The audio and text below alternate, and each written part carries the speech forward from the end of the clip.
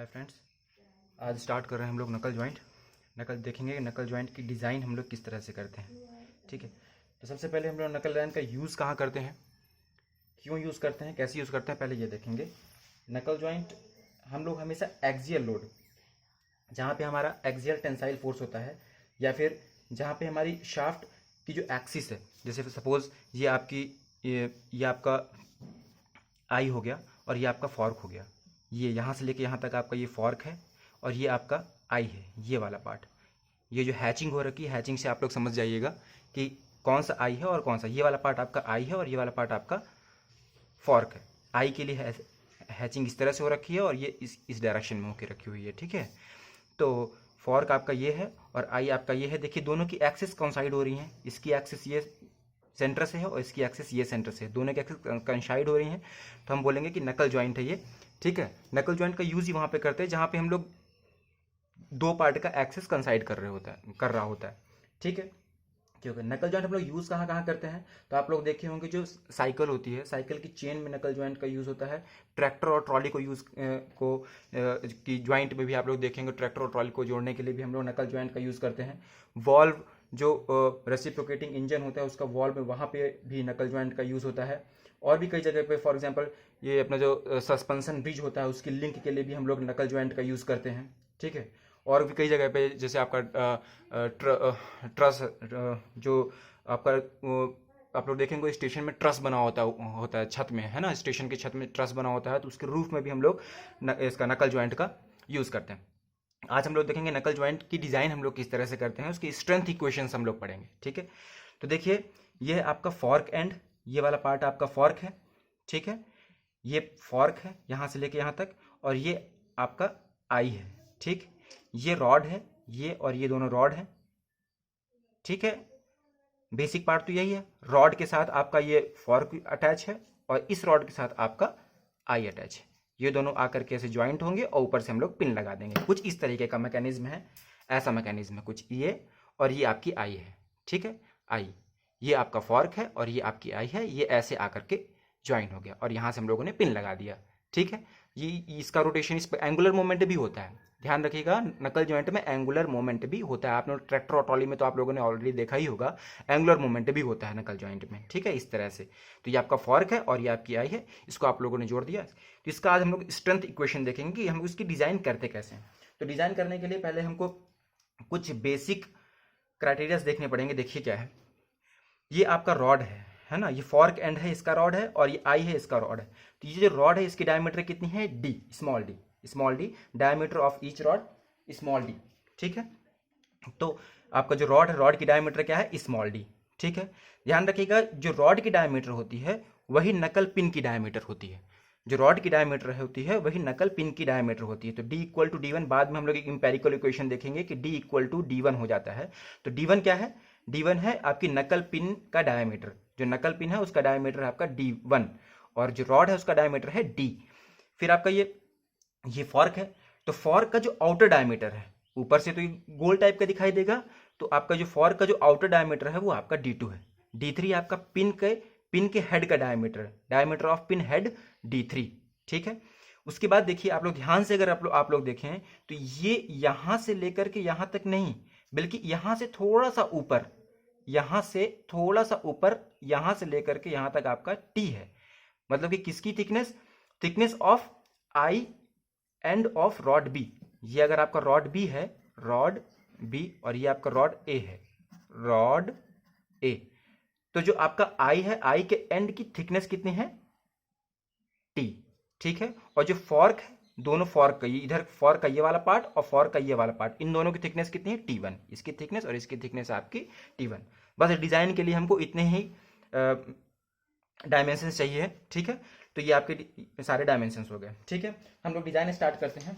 तो देखिए अगर हम लोग फेलियर देखते हैं कि हमारा ये रॉड है, रॉड की फेलियर अगर हम लोग देखें तो रॉड, आपको ऑलरेडी पता होगा पहले से कि आपका स्ट्रेस इक्वल्स टू क्या होता है, स्ट्रेस इक्वल्स टू होता है force upon load upon area, force upon area, या फिर हम लोग रेजिस्टिंग फोर्स, आपको डिटेल में मालूम होगा कि जो स्ट्रेस होता है वो रेजिस्टिंग फोर्स अपॉन एरिया होता है। तो लोड अपॉन एरिया हो गया। ठीक है, तो हम लोग जब इसकी डिजाइन करेंगे, टेंसाइल फेलियर ऑफ रॉड देखेंगे, तो टेंसाइल फेलियर ऑफ रॉड देखेंगे तो क्या होगी, sigma T, tensile failure of rod. तो रॉड कितना होगा ये आपका पी, इसमें लोड कितना लग रहा है देखिए, दोनों तरफ से मैं लगा दिया लोड पी और पी, नकल जॉइंट में दोनों तरफ से लोड लगा हुआ है आपका पी, इधर से भी लोड इधर से भी लोड पी लगा हुआ है। भाई लोड तो दोनों तरफ से लगेगा ना, अगर लोड एक ही तरफ से लगेगा तो कोई एक चीज़ तो एक ही तरफ को मूव करती हुई चली जाएगी, तो लोड दोनों तरफ से जब अप्लाई किया तो इस रॉड में कुछ ना कुछ टेंशन आएगा, इन रॉड में, ये दोनों रॉड जो है। तो हम लोग देखेंगे टेंसाइल फेलियर ऑफ रॉड, तो टेंसाइल फेलियर ऑफ रॉड क्या हो गया आपका, force upon area, load upon area, load कितना है पी आपका, तो एरिया कितना होगा देखिए, लोड तो आपका वही रहेगा sigma T is equal to, और एरिया कितना है हमारा पाई बाई 4, भाई इसका क्रॉस सेक्शन एरिया कितना होगा, ये क्रॉस सेक्शन एरिया आपका होगा pi by four D square, तो आपका होगा पाई बाई 4 डी स्क्वायर। क्यों डी लिया हम लोगों ने, डी इसलिए लिया क्योंकि रॉड की डायमीटर तो डी है, इसलिए हम लोगों ने डी ले लिया। ठीक है, जब हम लोग डिजाइन करेंगे बाद में तो हमको इंपेरिकल रिलेशन से मालूम पड़ेगा कि जो डी आपका रॉड का डायमीटर है वो पिन का, ये पिन है, इसका पिन का डायमीटर के इक्वल होता है, मतलब कि डी इक्वल टू D1 होता है। ठीक है, तो ये हो गया आपका tensile failure of rod. Rod के जब हम लोग अवॉइड कर रहे हैं कि भाई हमारा रॉड फेल ना हो, तो to avoid the tensile failure of rod, हम लोग रॉड की टेंसाइल फेलियर को अवॉइड करने के लिए हम लोग ये डिजाइन कर रहे हैं, स्ट्रेंथ इक्वेशन लिख रहे हैं। ठीक है, तो सिग्मा टी इज इक्वल हो गया load upon pi by 4 D square. ठीक है, इतना समझ में आया। फिर हम लोग दूसरा है हमारा शेयर फेलियर ऑफ पिन का शेयर फेलियर। देखिए पिन में तो टेंसाइल फेलियर हो ही नहीं रहा है, पिन में टेंसाइल फेलियर क्यों नहीं हो रहा, पिन में टेंसाइल फेलियर इसलिए नहीं हो रहा क्योंकि अगर पिन में हम लोग इधर से लोड लगा रहे होते, ऐसा लोड लगा रहे होते, तब तो इसमें टेंशन होता, लेकिन अभी पिन में तो ऐसा लोड तो लग नहीं रहा है, तो पिन में ऐसा लोड लग रहा है। ठीक है, तो ऐसा लोड लग रहा है तो पिन किस प्रकार से टूटेगी, पिन शेयर से टूटेगी। तो जब पिन हमारी शेयर फेलियर होगा पिन में, तो पिन में देखिए ये डायग्राम मैंने बनाया है, इसमें पिन है, ये पिन है, तो पिन जब ब्रेक होगा, जब क्योंकि लोड तो ऐसा लग रहा है, तो जब लोड ऐसा लग रहा है तो जब पिन ब्रेक होगा तो ये आपका ये वाला पार्ट आपका बाहर निकल के आ जाएगा। ठीक है, ये पार्ट बाहर निकल के आ जाएगा और ये इस तरह से लगा हुआ है। ठीक है, तो जब पिन का शेयर फेलियर देखेंगे तो देखिए यहाँ पे पिन का एरिया क्या है, पिन का ये वाला एरिया, पिन का ये वाला पार्ट, ये इसका पिन का डायमीटर कितना है देखिए डी, तो ये एरिया कितना होगा, क्रॉस सेक्शनल इसका एरिया जो होगा, इसका क्रॉस सेक्शनल एरिया कितना होगा पाई बाई 4 D1 का स्क्वायर। D1 का स्क्वायर क्यों, क्योंकि पिन का डायमीटर कितना है D1। हाँ, जब हम लोग डिजाइन करेंगे तो D इक्वल टू D1 ही हो जाता है, पिन का डायमीटर रॉड के डायमीटर के इक्वल होता है, ये मैं आपको बता चुका हूं। ठीक है, तो पाई बाई 4 D1 का स्क्वायर। ठीक है, तो यहां पे भी देखिए आपका ये शेयर फेलियर है, तो शेयर फेलियर को हम लोग, शेयर स्ट्रेस को हम लोग कैसे शो करते हैं, ये टाउ से। ठीक है, तो ये हो गया ये P अपॉन ए, तो P अपॉन ए यहाँ पे देखिए क्या है, लोड तो P ही है। ठीक है, लेकिन एरिया क्या हो जाएगा देखिए पाई बाई 4 D1 का स्क्वायर, पाई बाई 4 D1 का स्क्वायर। और हमको पता है कि देखिए एरिया एक यहाँ भी है और एक एरिया यहाँ भी है, दो एरिया है, क्योंकि शेयर फेलियर हो रहा है, दो एरिया है, एक एरिया यहाँ है और एक एरिया यहाँ पर है, दो एरिया है, तो क्या हो जाएगा यहाँ पे पाई बाई 4 D1 के स्क्वायर में 2 का मल्टीप्लाई। तो ये आपका स्ट्रेंथ इक्वेशन हो गया शेयर फेलियर ऑफ पिन के लिए। ठीक है, फिर तीसरा आपका क्रशिंग फेलियर ऑफ आई। देखिए ध्यान रखिए, हमेशा क्रशिंग फेलियर के लिए हम लोग हमेशा प्रोजेक्टेड एरिया लेते हैं। क्रशिंग एरिया के लिए प्रोजेक्टेड एरिया हमेशा क्यों लेते हैं, इसलिए लेते हैं कि क्रश का मतलब क्या होता है, क्रश का मतलब होता है कोई भी चीज़ बिल्कुल पीस जाना, जैसे चौक है, चौक को लेके मैंने एकदम क्रश कर दिया। ठीक है, तो उसका एरिया हम लोग कैसे फाइंड आउट करेंगे, हमको तो क्योंकि वो तो क्रश हो चुका है, तो एरिया कैसे फाइंड आउट करेंगे, नहीं कर पाएंगे ना। तो हम लोग हमेशा कोई भी पार्ट होता है तो उसका हमेशा हम लोग प्रोजेक्टेड एरिया लेते हैं क्रशिंग के लिए। ठीक है, तो क्रशिंग के लिए प्रोजेक्टेड एरिया लेंगे, तो देखिए हम लोग किसका देख रहे हैं, क्रशिंग फेलियर ऑफ आई का क्रशिंग फेलियर। ठीक है, क्रशिंग फेलियर ऑफ आई, तो आई का क्रशिंग फेलियर कितना हो जाएगा देखिए, आई क्या है, आई आपका ये है, ये पार्ट आपका आई है, ध्यान से देखिए ये आई है। ठीक है, ये आपका आई है, तो आई है, तो इसका इस वाले पार्ट का हमको क्रश करना है, इस वाले पार्ट का हमको क्या करना है, क्रश, ये वाला पार्ट हमको अवॉइड करना है कि क्रश ना हो। ठीक है, ये वाला पार्ट, तो ये वाला पार्ट अगर हम लोग देखें तो इस वाले पार्ट को ये मैंने ऐसा बनाया है क्योंकि हमको प्रोजेक्टेड एरिया लेना है। तो देखिए इसका डायमेंशन कितना है, ये इसकी लेंथ कितनी है देखिए टी, तो ये लेंथ हम लोगों ने ले लिया टी। ठीक है, इसका लेंथ लिया है, अब हम लोग इसका प्रोजेक्टेड एरिया ले रहे हैं और इसका डायमीटर कितना है देखिए, इसका डायमीटर है आपका D1, तो टी इंटू D1, इसका प्रोजेक्टेड एरिया मैंने कहा था लेने के लिए, तो इसका प्रोजेक्टेड एरिया कितना होगा देखिए, ये वाला पार्ट जो है वो मैंने ऐसा बनाया है और इसका प्रोजेक्टेड एरिया क्या हो गया T into D1। T into D1। तो देखिए क्रशिंग एरिया, तो क्रशिंग एरिया को हम लोग किससे, सिग्मा सी से डिनोट करेंगे।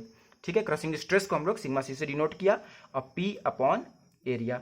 तो P ये हो गया और एरिया आपका कितना देके रखा हुआ है, T into D1, T into D1, T into D1 आपका एरिया होगा, क्योंकि प्रोजेक्टेड एरिया लेते हैं हम लोग क्रशिंग के लिए, तो ये हम लोगों ने ले लिया। ठीक है, फिर आगे है टेंसाइल फेलियर ऑफ आई।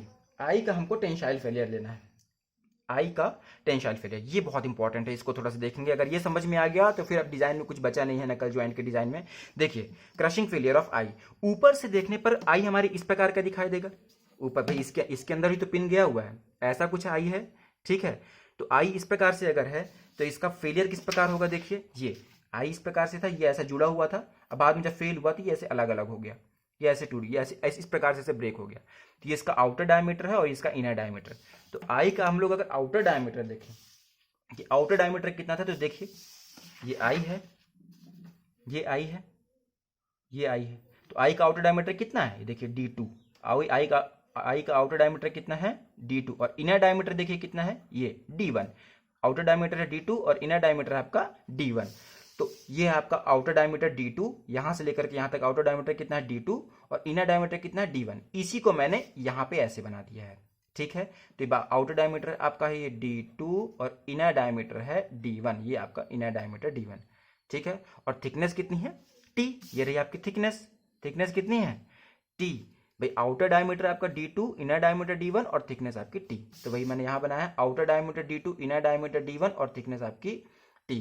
तो अगर इसका एरिया हम लोग निकाले, क्योंकि यहाँ पे तो हॉलो है, ये हॉलो पोर्शन है, ये आपका हॉलो पोर्शन है, तो यहाँ पे तो कुछ मटेरियल है नहीं, तो मटेरियल कितने में है, मटेरियल इतने पार्ट में D2 माइनस D1 और इंटू T। तो एरिया क्या हो जाएगा, area is equal to D2 minus D1 into T, D2 minus D1 into T। तो tensile failure of rod, rod का टेंसाइल फेलियर मतलब ये टेंशन में फेल हो रहा है। I tensile failure of I हम लोग देख रहे हैं, तो यहाँ पे टेंशन में ये चीज ब्रेक हो रही है। तो टेंसाइल फेलियर ऑफ आई हम लोग देखेंगे तो क्या हो जाएगा हमारा, sigma C is equal to sigma T is equal to P upon A. तो पी अपॉन और एरिया कितना ले लेंगे हम लोग, ये हो गया D2 माइनस D1 और इंटू T, क्योंकि इसकी थिकनेस कितनी है, T है, तो D2 minus D1 into T।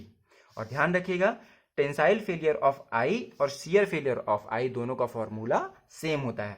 Understanding दोनों की अलग अलग है, लेकिन फॉर्मूला दोनों का सेम ही है। शियर फेलियर ऑफ आई का ही शियर फेलियर होना है, तो दोनों का फॉर्मूला हमेशा सेम होता है। अंडरस्टैंडिंग दोनों के अलग अलग है बट फॉर्मूला सेम है। ठीक है, तो शेयर फेलियर ऑफ आई लेंगे तो टाउ इक्वल्स टू फिर से वही P अपॉन ए और P upon D2 minus D1 into T, D2 minus D1 into T. क्यों, क्योंकि दोनों का तो फॉर्मूला सेम ही होता है, मैंने बोला है ना, हमेशा सेम नहीं होता है। टेंसाइल फेलियर और शियर फेलियर का हमेशा फॉर्मूला सेम नहीं होता है, बट फॉर्चुनेटली नकल ज्वाइंट के लिए टेंसाइल फेलियर ऑफ आई और शियर फेलियर ऑफ आई दोनों का फॉर्मूला सेम होता है। फॉर्क के लिए भी जब हम लोग टेंशन और टेंसाइल फेलियर और शियर फेलियर देखेंगे तो उसका भी फॉर्मूला सेम ही होता है हमेशा, बट टेंशन और शियर का फॉर्मूला हमेशा सेम नहीं होता है, केवल नकल ज्वाइंट की डिजाइन के लिए। ठीक है, फिर देखिए हम लोग आगे देखते हैं, फिर हम लोग देख रहे हैं टेंसाइल फेलियर ऑफ फॉर्क की टेंसाइल फेलियर। ठीक है, फॉर्क क्या है, फॉर्क ये वाला पार्ट है, फॉर्क ये वाला पार्ट। हम लोग देखिए किसकी डिजाइन कर चुके हैं, हम लोगों ने रॉड की डिजाइन कर लिया, पिन की डिजाइन कर लिया, पिन की हम लोग कौन सी डिजाइन किए थे, शियर फेलियर और पिन। ठीक है, तो पिन का भी डिजाइन कर लिया, आई का भी हम लोगों ने देख लिया, आई का हम लोगों ने क्रशिंग फेलियर देख लिया, टेंसाइल फेलियर देख लिया और शियर फेलियर देख लिया। अब हम लोग फॉर्क का देखेंगे, फॉर्क में भी ऐसे हम लोग टेंसाइल फेलियर देखेंगे, शियर फेलियर देखेंगे और क्रशिंग फेलियर देखेंगे। ठीक है, 8 तरह के फेलियर हो गए टोटल। एक रॉड का फेलियर हो गया आपका, देखिए एक रॉड का फेलियर हो गया, फिर पिन का फेलियर हो गया, शियर फेलियर ऑफ पिन। फिर 3 तरह के फेलियर आप लोगों ने किस में देखे, आई में देखे। आई में कौन कौन से फेलियर देखा आप लोगों ने, टेंसाइल फेलियर ऑफ आई देख लिया, शियर फेलियर ऑफ आई देख लिया और क्रशिंग फेलियर ऑफ आई देख लिया। और ऐसे ही 3 फेलियर हम लोग देखेंगे फॉर्क में, tensile failure of fork, shear failure of fork और क्रशिंग फेलियर ऑफ फॉर्क। ठीक है, तो अब हम लोग देख रहे हैं इसका टेंसाइल फेलियर ऑफ फॉर्क। तो फॉर्क के टेंसाइल फेलियर अगर हम लोग देखते हैं तो देखिए सेम जैसे मैंने इसमें बताया था आपको, आई के लिए मैंने बताया आई के लिए मैंने बताया, जैसे ये आपकी आई है, ठीक है, ये आपका आई है, तो आई जिस प्रकार से ब्रेक हो रहा है सेम वैसे फॉर्क भी तो ब्रेक होगा ना। फॉर्क भी ये वाला पार्ट है, फॉर्क भी ये वाला पार्ट, फॉर्क भी ऊपर से गोल ही होगा, ठीक है। तो जैसे जिस प्रकार से आई इस प्रकार से ब्रेक हो रही है वैसे फॉर्क भी इस तरह से ब्रेक होगा। बस अंतर क्या है कि फॉर्क में ऊपर वाला पार्ट और नीचे वाला पार्ट दो पार्ट हैं, तो 2 का मल्टीप्लाई हो जाएगा, बाकी पूरा फॉर्मूला सेम है। और थिकनेस वहां पे आई में थिकनेस क्या थी, आई में थिकनेस टी थी, क्योंकि आई वाले पार्ट की थिकनेस क्या है टी, और इस वाले पार्ट की थिकनेस क्या है T1। फॉर्क वाले पार्ट की थिकनेस क्या है T1, ऊपर भी और नीचे भी। बाकी D2 minus D1, D2 minus D1 और into T1, D2 minus D1 into T1, ठीक है। और क्योंकि ऊपर भी और नीचे भी है तो 2 का मल्टीप्लाई हो जाएगा। तो यहाँ पे एरिया क्या निकल के आएगा, टेंसाइल फेलियर ऑफ फॉर्क देखें, टेंसाइल फेलियर ऑफ फॉर्क के लिए एरिया क्या निकल के आएगा, एरिया निकल के आएगा D2 minus D1 into T1। तो भाई T1 क्यों लिया, क्योंकि फॉर्क के एंड की थिकनेस क्या है, फॉर्क वाले पार्ट की थिकनेस T1 है, इसलिए T1, और ऊपर भी और नीचे भी है इसलिए 2 का मल्टीप्लाई। तो यहाँ पे क्या हो जाएगा सिग्मा T इक्वल्स टू वही P अपॉन A, तो P is equals P upon 2 into D2 minus D1 into T1, ठीक है। तो टेंसाइल फेलियर ऑफ फॉर्क हो गया। फिर शियर फेलियर ऑफ फॉर्क देखेंगे, तो मैंने कहा कि टेंसाइल फेलियर ऑफ फॉर्क और शियर फेलियर ऑफ फॉर्क दोनों का फॉर्मूला सेम होता है। तो सिग्मा टी नहीं, टाउ इक्वल्स टू क्या हो जाएगा फिर से भाई P अपॉन A, तो P upon 2 into D2 minus D1 into T1, क्योंकि दोनों का फॉर्मूला तो सेम ही होता है, ठीक है। ये हो गया।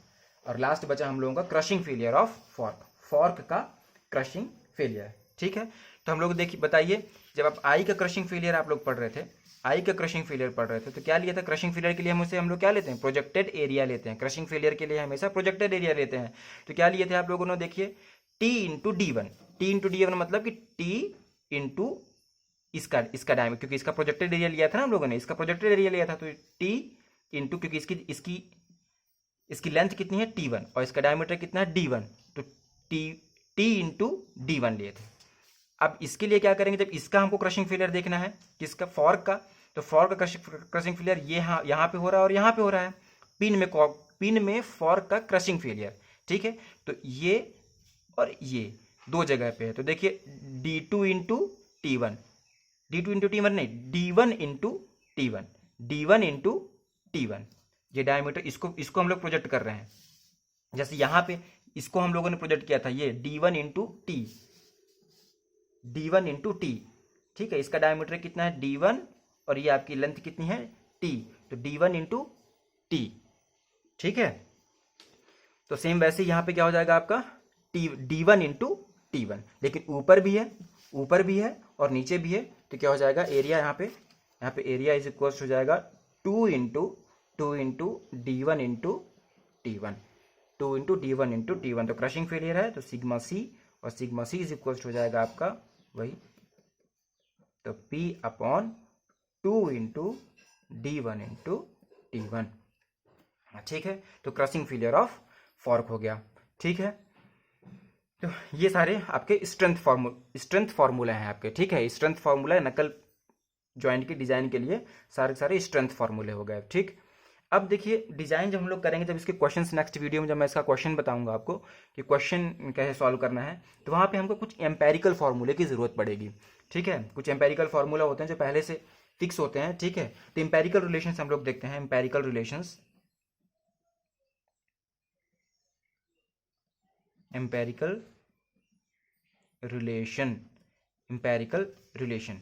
ठीक है। तो एम्पेरिकल रिलेशन में देखिए क्या है, जैसे मैंने आपको पहले बताया कि diameter of each rod, her rod का डायामीटर, ये इस रॉड का डायामीटर किसकी इक्वल होता है, डायामीटर ऑफ पिन, तो D इक्वल टू D1, ठीक है, D इक्वल टू D1, ठीक। या फिर हम ये बोल सकते हैं कि D1 इक्वल टू D, ठीक है। जो पिन का जो डायमीटर है वो रॉड के डायमीटर के इक्वल है, तो D1 इक्वल टू D, ठीक है।